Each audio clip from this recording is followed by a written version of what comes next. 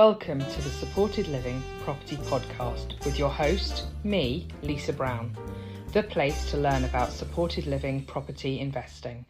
Hi Sarah, it's great to have you here today. Thanks for joining me. Thanks for having me, Lisa. For people who don't know you, Sarah, do you want to introduce yourself and tell people a little bit about you?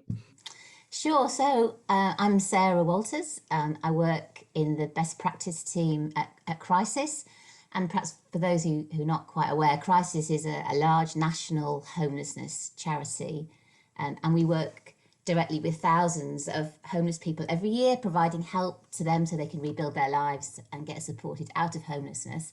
But also do a lot of campaigning around changes to ending homelessness for good. And people may be aware of the Crisis at Christmas offer, which is large, but we do a lot more than that. And the best practice team where I work, we look to sort of identify, test and promote new solutions and approaches to ending homelessness across the UK, both working sort of within our own services to do that, but also externally with other charities and local authorities and in partnerships with particular cities as well. So we've got quite a wide brief. It's a really broad remit, isn't it, there, of things to cover. And I think you're right. I think a lot of people perceive Crisis to just be the Christmas, they've heard about the Christmas campaigns and that's who they associate Crisis with. But as you're saying, it's a much bigger organisation than that, isn't it? Yeah, I mean, Christmas is really important to us, obviously, but we do a whole load of other things as well. And that's where my involvement sort of more is. So. And your background's been working with homelessness for quite a while as well, hasn't it? Yeah, that's right. So I've been working in the sort of homelessness charity sector, I reckon, for about 18 years or so, both frontline. So I've delivered a lot of legal advice and services to people who are experiencing homelessness sort of through legal aid and managing that advice team and working within that sort of sector. But also I worked in development, so with a programme for people who face perhaps the most complex disadvantage, looking at what would work for them in terms of ending their homelessness and helping them to thrive. And I suppose the other thing that I'm very passionate about is I've got a particular interest in women's homelessness. And I was awarded a Churchill Fellowship a few years ago to go and visit Canada and the States and look at how they were addressing ending women's homelessness and what services and housing models they had there that we could perhaps learn from and bring back. So that's something I'm really keen to see. Fantastic. I know we're going to talk about that a little bit more, aren't we, about that in particular. Yeah. You were also saying, we wanted to talk about housing first and what that model is and what that is. And do you want to talk a little bit about that and kind of help people to understand what it is and how it works? Yeah, I guess some of your listeners probably will be aware of Housing First because it's certainly had quite a lot of press coverage in the last couple of years.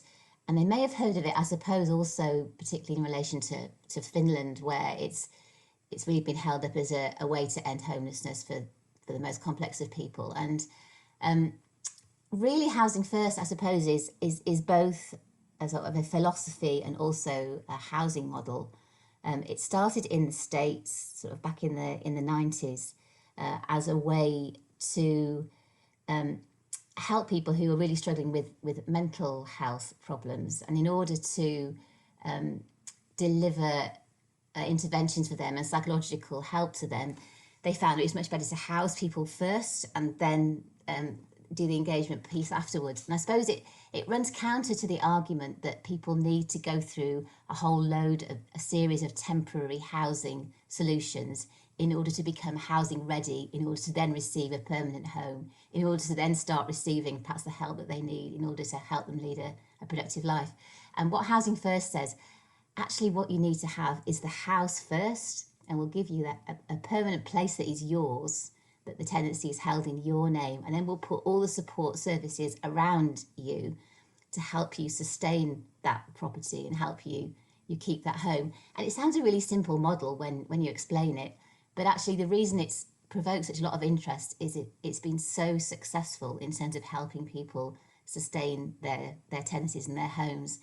And the sort of figures around people who move through that sort of staircase model, from emergency accommodation to temporary accommodation to perhaps somewhere else, and then eventually their own, is about 40%. Whereas the evidence from across the world, from North America, Europe, and in England, Wales, and Scotland is actually, it's more like 80% of people are able to sustain their home using the housing first Wow. for So work. And it's the figures are double, really isn't strong. it? A Yeah, really, really significant difference.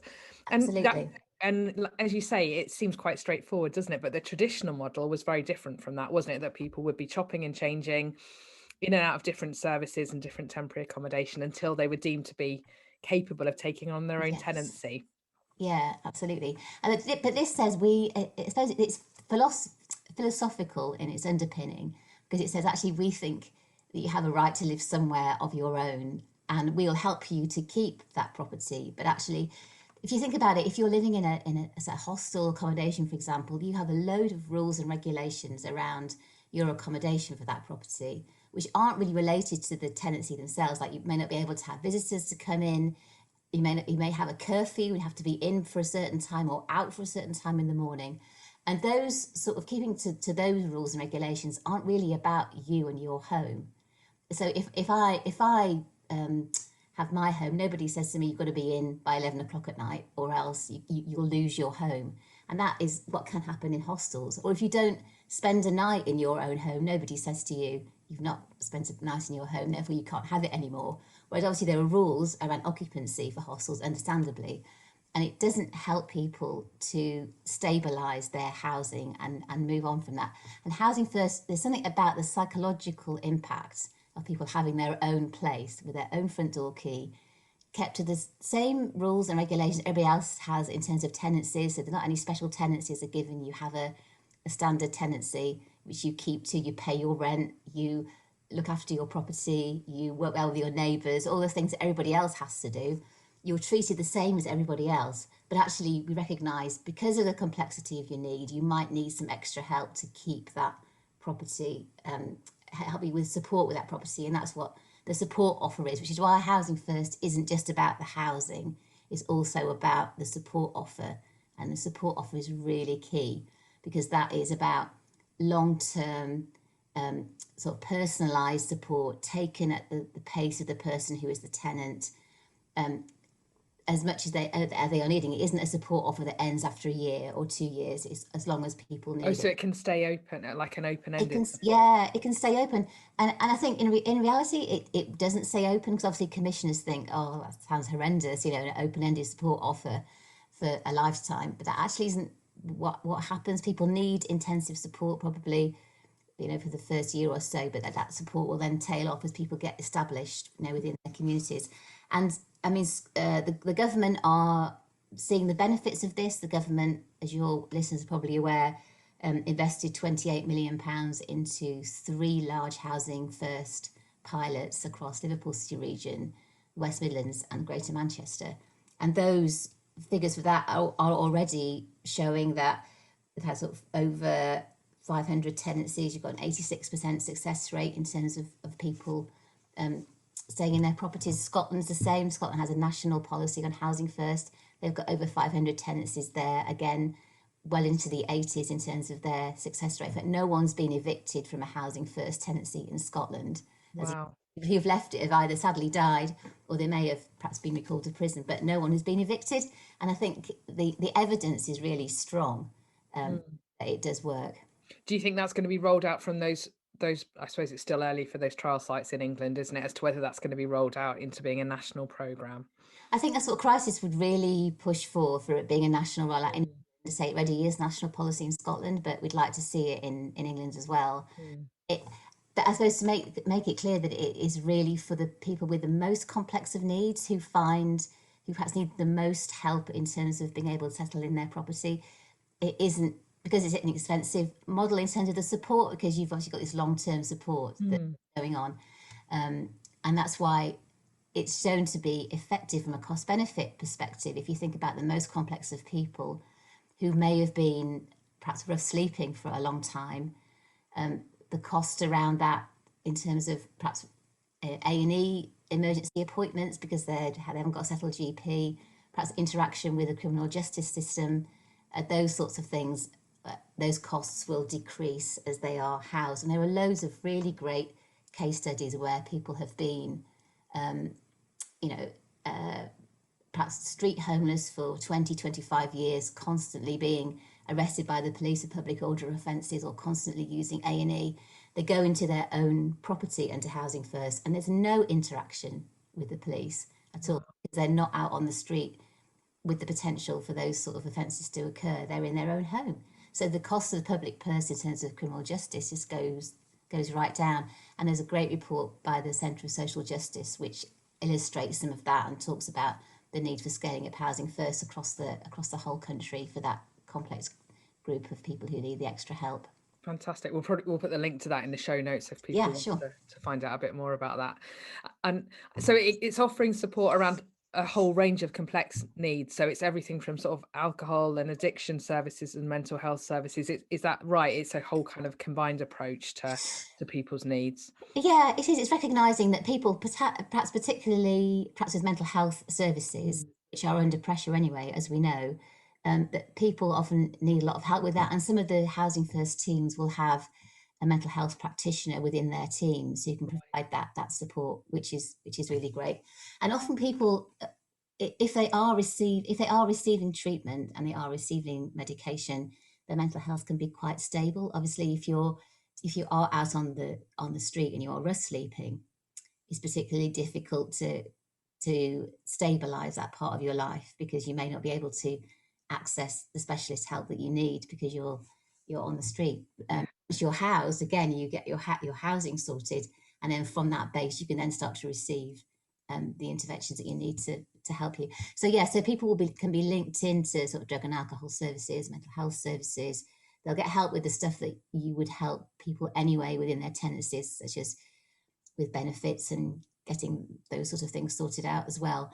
But I think it's that ongoing building of the relationship with the support worker. It's helping them start to integrate into the community and start playing their role within it, and bringing out. It's a very much a strengths-based approach to support work. So you're looking at what the person in themselves is really passionate about and building on that. I remember a story from Manchester where I used to work, where somebody who had a very chaotic housing history was housed in Housing First, and we discovered that he loved like writing and writing poetry, and we took him along to classes that would help him with that, and he produced all this stuff that you would not know that people were able to do, because on the street your needs are very immediate, and that's what you spend your time focusing on, don't you? Where am I going to sleep safely? Where am I going to eat? Where am I going to try and keep safe?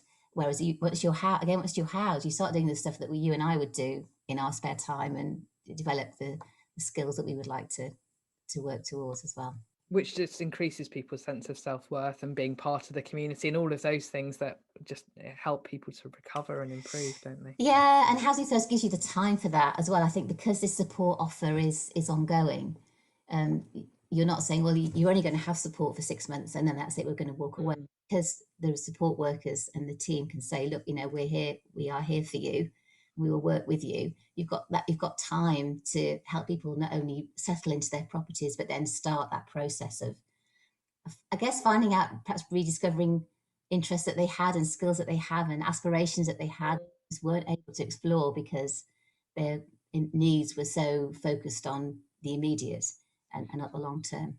I suppose with my property investor head on, I can think, oh, this sounds great. This sounds like, you'd have a tenant in your property. They may have the tenancy agreement with you as the landlord, but they're getting all this support.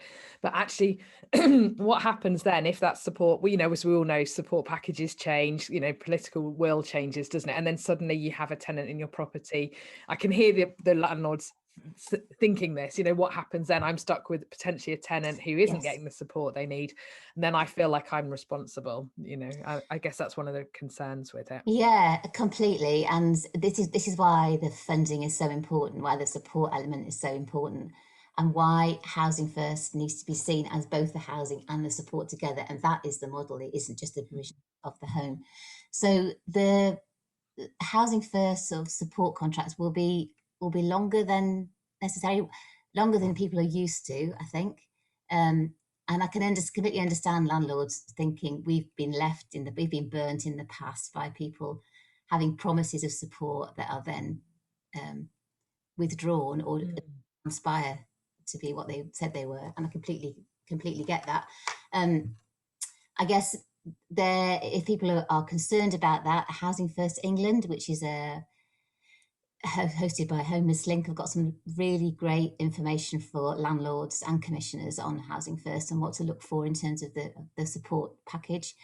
I think one of the principles around Housing First, and it is underpinned by some principles, is that the support and the housing are separated. And what that generally means is that the person who provides the support isn't always the person who is responsible for the housing as well. And the reason for that is because Housing First says we are committed to the tenant independent of the property in which they're living. So if the tenant does move around, for example, the support will stay with the tenant rather than staying with the property. And obviously, if you are a landlord and support provider, that can provide a bit of a tension and a clash. So I suppose if people are looking at, this person says they're a Housing First tenant, how do I know that is right? Have a look at the Housing First England site to see the information and resources that are there to ask the right questions, to make sure that the support that is being offered is well funded and is long term and does comply and adhere to the principles that again are on that site in terms of being independent from the housing, being long term, being focused on choice and control, being focused on being person centered and strength based, and have a look at that and see if that works as well. Fantastic. That's really helpful. And we'll get the links to that as well and pop that in the show notes for people as well, Sarah. Thank you. Good. I know also you wanted to talk about, the work that you do with women who are experiencing homelessness and the needs that there. Do you want to talk a little bit about that and explain that for people? Yeah, I guess women's homelessness is, some people might think, well, there are hardly any women homeless because we don't ever see them on the street. And I think that is one of the issues around it, because obviously homelessness is more than just rough sleeping. And I think there's a danger of thinking homelessness is only who you see in shop doorways, whereas we know there's tens of thousands of people who are hidden homeless, or who are sofa surfing, or who are living in cars or staying on buses overnight in order to avoid sleeping on the streets. And that rough sleeping is the most dangerous and the most visible sign of homelessness, but it's by no means the only expression of it. And women are very much not represented in the rough sleeping population. They do rough sleep, obviously, but the proportions are small because it is so dangerous to be a woman out on the street. But women are homeless, and I think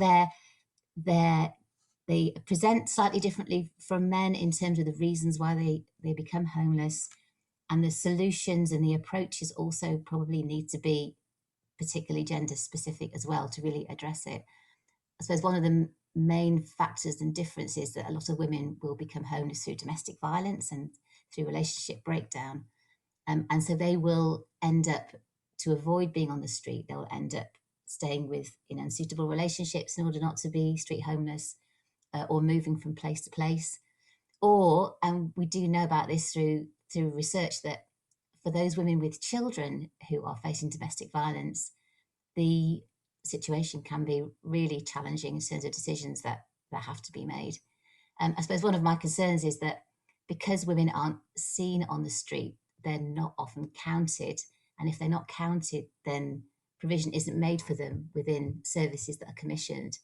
And so therefore, the situation sort of perpetuates itself. And I guess one thing would be great if we could start to count women who are homeless more realistically, and get a better picture of what's going on, and think about services that need to be designed specifically sort of for them. Do you have a sense of what the numbers are, Sarah, or is it really hard to capture? I think it's really hard. I think it's really hard to give that figure, because obviously, how do you count something that is hidden? I know that women who go into domestic violence refuges, for example, aren't counted within the homelessness figures. Okay. There's women who are receiving help and services through domestic violence services, not through homelessness. And you could argue that actually they should be counted within the figures. And there has been some more recognition of that, but I think it's still something that we'd think would be a good thing to happen. I think just going back to the women who are at home with children, one thing we have heard is that if women are experiencing domestic violence at home and there are children that are around, there are some very difficult decisions that need to be made, because we've heard of women who have been told by social services, if you remain in the property with your children, then you're allowing your children to witness the abuse which you're suffering, and therefore we may remove the children. Or as a woman, do you then think, okay, well, do I stay in if I stay, I'm going to might be accused of that and have my children removed. If I leave with my children, I might have to go into some temporary accommodation or a refuge or somewhere that is a long way away from their school. I might be moved around a lot. And particularly if you're perhaps in the southeast and in London, you may be in that temporary accommodation for a long, long time. And we've heard some really upsetting stories of what life in temporary accommodation is like for women and their children. Or do you say, okay, well, I'll leave the children and I'll flee myself? And then as a woman, you have to find somewhere to stay. The law was recently changed through some crisis policy work around people who are leaving in that situation will be held to be in priority need, which is good, so they can get assistance from a local authority. But you may get rehoused in a place that only has room for you and doesn't, because your children aren't with you, they're not taken into account in terms of the space which you're given. So then you're stuck because you then can't have your children to stay because you haven't got any space to them because you've only got a one-bed property. So you can see there's a whole melee of difficult situations and difficult decisions that need to be made around that, and some real perhaps joining up of services and joining up of processes where the women's situation is looked at a lot more holistically. I think it would be really beneficial. So if social services and housing and health services were looking at women's situations all together, you'd hope some better decisions would be made for them. It's joined up thinking, isn't it, across all the services? That's definitely required to think of and solve those. I guess children's and adult services working together as well. Yes, that would be really good. It would. And so from a sort of service provision point of view for women who've been homeless, and it's just, what do you think, what needs to be put in place, do you think, apart from that joined up thinking? Is it that there isn't appropriate accommodation for people, or? Very much so. I think it's all along the process, really. I think in terms of women presenting as homeless, often they just do that with the men. So if you have had, it often is a problem where you have mixed sort of services. So you present as homeless, but actually you're presenting next to men who you may have known previously. Certainly, if you get put into emergency accommodation, often the only option you have is in a mixed hostel or a mixed environment. And that can be very traumatic for women who've already suffered perhaps domestic violence and sexual abuse at the hands of men, to be then put in a mixed environment in a hostel where you're sharing, that can be very tricky. There is some, but there's very little women only provision within that space. In terms of receiving help and services, you often get the same problem. So drug and alcohol services may not have women only provision. So you have to line up to receive your help next to somebody who may have sold you drugs or you've had an unhealthy relationship with, and that may put you off from getting help, may put you off from accessing the help that you need. So certainly more sort of gender specific accommodation would be ideal. And really, everyone needs to have a home, so everyone needs to be housed. And if we could minimize the amount of time that people spent in emergency accommodation and took that approach from Housing First without calling it that, and saying actually what people need is a safe, affordable, permanent place to live, not to be kept moving around every few weeks or every 6 months, but actually a permanent place with support that they need to sustain that. Perhaps not at the level of Housing First, which we know is for the most complex people who need that long-term support, but some support to recognise you'll need some help to move in and stay stable, then that would be great. That's what we're working for within our team in terms of pushing this housing-led approach, which says let's not put our time and our resources and our energy into shoring up a system that has a lot of temporary accommodation within it. Let's help people to move into their own permanent homes where they can stay and put down roots, fulfill all they are called to be, achieve their ambitions, settle well for their homes and their families and their children, and not keep moving around, not have this constant stress of the temporary nature of the place in which they're living. And women would benefit from that as much as anyone. Absolutely. I know God, I can't get my words out today. Sorry, I don't know why. Do you have any tips or advice for property investors, things that property investors should be thinking about? I guess my overwhelming encouragement would be to consider renting to people who need some sort of rental subsidy through housing benefit to be able to rent.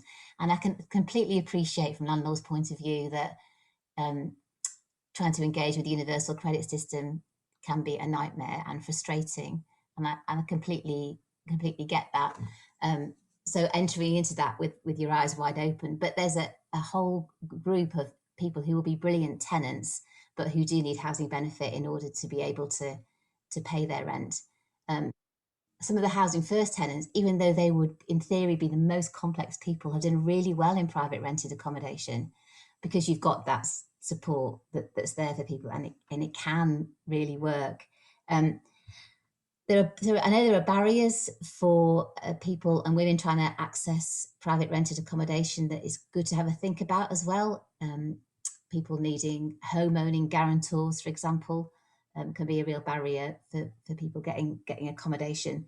But there are some help to rent schemes across local authorities. And again, the Crisis Best Practice site has got a list of resources, and one of those is a load of details about help to rent schemes within local authorities where landlords can contact them and offer properties and have that mediated through the schemes. That, and I will give you the link for that as well, because it would be great for landlords to use that, and they'll get often get a bond or a deposit help with that as well.